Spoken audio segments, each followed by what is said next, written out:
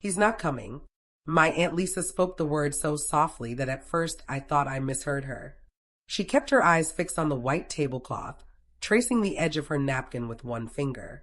The single large candle in the center of my birthday cake leaned sideways in the warm draft from the open restaurant window. A slow, thick trail of wax rolled down and settled in a small pool on the chocolate frosting. 30 candles, 30 years, and one empty chair. I forced the smile wider, the one I had practiced since we were children. He's probably stuck in traffic, I said, voice light. You know how bad it gets on Fridays in the city. He'll be here any minute. But I already knew he wouldn't. That afternoon, while I was getting ready, curling my hair, choosing the simple navy dress I thought he would like, I had scrolled through social media out of habit. There he was, Dylan, my older brother by 3 years. Sunglasses pushed up into his dark hair, white shirt open at the collar, standing on the deck of a yacht somewhere off the Florida coast. The timestamp on the story, 4:17 p.m., 3 hours before my dinner was supposed to start.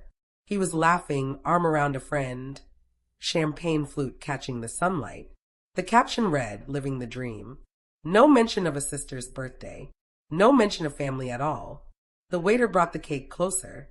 Everyone began to sing happy birthday, their voices overlapping in that cheerful, slightly off-key way families do. I blew out the candles in one breath. I didn't make a wish. There was nothing left to wish for when it came to him. My name is Olivia Bennett. That night, staring at the chair that had been carefully set for Dylan, complete with his favorite bottle of red wine already poured, I felt the last thread of loyalty snap inside me. I stopped protecting him. I stopped making excuses. The betrayal wasn't loud or dramatic. It was quiet, like the wax hardening on the cake. But it changed everything. 2 weeks later, I stood on the sidewalk outside the Grand Crest Hotel in Midtown Manhattan. Black town cars lined the curb. Photographers jostled for position. The hotel chain I had spent 7 years building toward had just been acquired for $94 million. My company's name was suddenly everywhere. "Ms. Bennett, how does it feel to close such a major deal?" a reporter asked, microphone thrust forward. I answered the way I had trained myself to answer. Calm, composed, polished. It's the result of a lot of hard work by a great team. We're excited for what comes next. Inside my small evening clutch, my phone vibrated once. I slipped it out just enough to see the screen. Dylan, wow, $94 million empire. Guess you've been busy. That was the entire message. No congratulations. No, sorry I missed your birthday. No, I'm proud of you. Just that one line.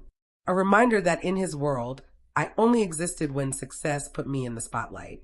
When I was struggling, when I needed support, when I was simply his sister, I was invisible. I stared at the words while applause rippled through the small crowd of investors and reporters. For the first time in years, the familiar ache behind my ribs didn't turn into sadness. It sharpened into something clearer, something useful. I slipped the phone back into my bag and lifted my chin for the next photo. The pattern had been there for a long time, if I had been willing to see it. He missed my college graduation dinner. Said he had an important client meeting. That same night, he posted photos from a rooftop concert downtown. Drink in hand, crowd cheering behind him. He skipped Thanksgiving the year our grandmother was sick. Told us he was swamped with work. Posted instead from a ski slope in Colorado. Powder flying around his skis. He told our cousins at every family gathering that I was married to my work and never had time for anyone. Slowly, almost invisibly, the narrative shifted. Dylan became the warm, fun, present brother. I became the distant, cold career woman who cared more about spreadsheets than family. Whenever he ran out of money, which happened more often than anyone admitted, he would call our parents. They would worry. They would dip into savings. And when they couldn't cover it all, I would quietly transfer funds from my account. Mortgage payments he missed. Car insurance he let lapse. A tax bill he ignored until notices arrived. I never told anyone. I never asked for credit. I just fixed it so they wouldn't lose sleep. And somehow I still ended up as the one who didn't show up. But there were other signs I could no longer ignore. Our parents had spent 40 years building a small but solid portfolio. rental apartments in Brooklyn, a few commercial spaces, vacation property upstate, shares in local businesses. Dylan and I were supposed to inherit equally one day. Lately, though, I noticed that whenever major documents were signed, new leases, property transfers, trust adjustments, Dylan was always present in person. I was often out of town for work, and I wasn't always told the meetings were happening until after they were done. So I started asking Mom for copies of everything. Casually. Just want to stay in the loop, Mom. She would hesitate. Always that small pause, but she would send them. One rainy Tuesday, I sat in my apartment with a glass of wine and spread the latest stack across the coffee table. Page after page.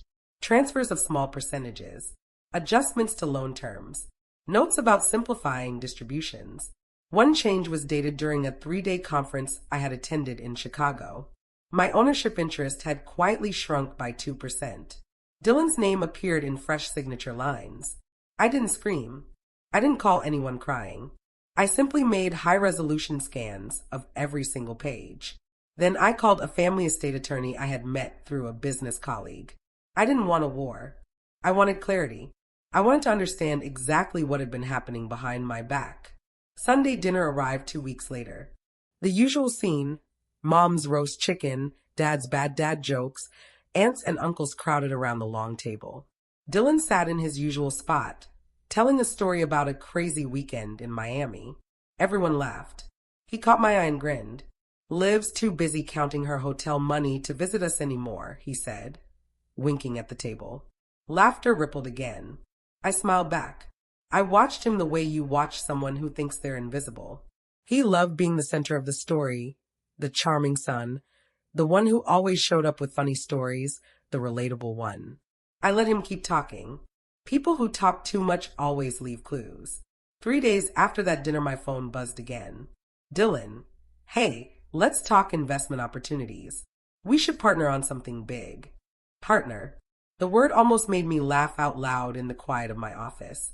Now that my face was on business websites and my deal was national news, suddenly I was valuable again. I typed back, "Sure. Let's meet. Bring full documentation of whatever you have in mind." He replied in under 30 seconds, "Perfect. Parents' place this weekend." Too quick. Too eager. We met at Mom and Dad's house on Saturday afternoon. He walked in carrying a leather portfolio and a huge smile, full of energy. I walked in carrying 3 plain folders and 20 years of quiet observation. He launched into his pitch, expanding the family portfolio, buying another building. We could do this together, Liv. He talked for almost 25 minutes straight. I listened. I nodded. When he finally paused for breath, I slid one single sheet of paper across the table.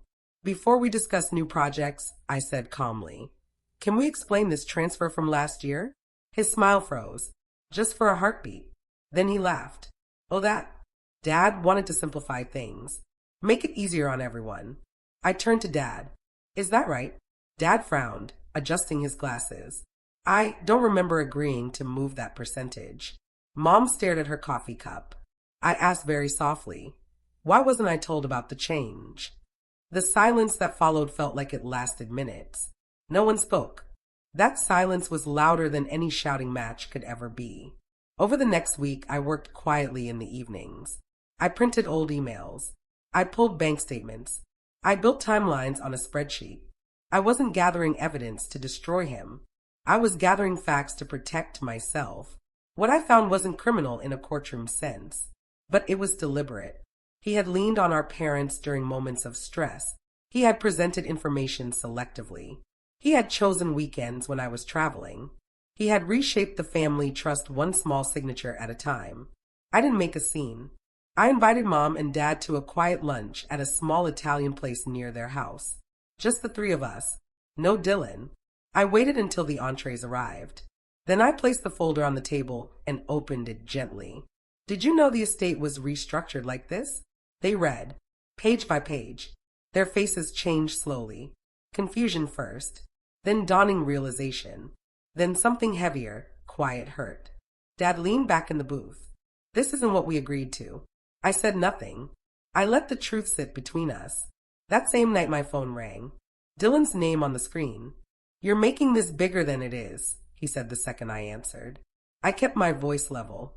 I just want transparency from now on. He raised his voice. I stayed quiet. Calm makes people who depend on control very uncomfortable. A formal estate review meeting was scheduled for the following month. The family attorney would attend. All documents would be laid out on the dining room table. Every signature examined line by line. Dylan arrived looking confident, tie knotted perfectly, handshake firm. I arrived with my folders, my notes, and 7 days of preparation. The attorney walked everyone through a small clause that had been added 2 years earlier. It was technically valid. It was also morally questionable. It quietly reduced my future interest without any clear justification or discussion with me. Dylan's jaw tightened visibly. Now it wasn't my word against his. It was black ink on legal paper. Then Mom spoke. Her voice trembled at first, then grew steady. I didn't realize this reduced Olivia's percentage. The room went completely still. Dylan opened his mouth. Mom kept going. I thought it was only temporary. To help with your cash flow that year. It hadn't been temporary. And now everyone understood. He switched tactics quickly. Look, it's not about the money. It's about who actually shows up for family. There it was, the emotional pivot. I nodded slowly. I showed up financially for years. Quietly. I placed another set of papers on the table. Bank transfers covering his missed property tax payments. Checks for emergency roof repairs on the upstate house. Insurance renewals I had handled when he let them lapse. All done without announcement. Without asking for praise. Just responsibility. Dad looked at Dylan in a way I had never seen before. Disappointment mixed with something like new awareness. Dylan gave a nervous laugh. What, you're keeping score now? No, I said evenly. I'm correcting the record. The silence that followed was thick and heavy. The attorney cleared his throat and recommended a complete restructure, full transparency, equal access to all documents, clear communication rules, no more unilateral changes.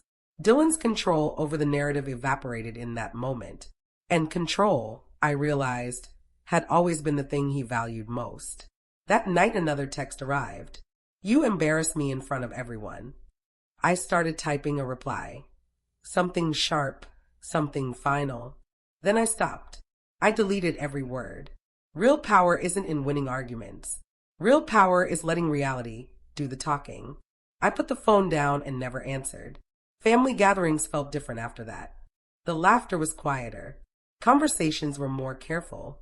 Dylan spoke much less. Other relatives started asking gentle questions. Truth changes the atmosphere in a room the way sunlight changes a dark space. A few weeks later, he asked to meet me alone at a coffee shop near my office. I didn't realize how much it hurt you, he said, staring into his cup. It was never about the birthday, I told him. It was about respect. He had no defense for that.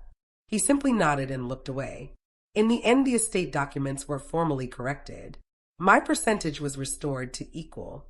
Any future decision, sale, transfer, loan, required both our signatures. Everything would be documented and shared.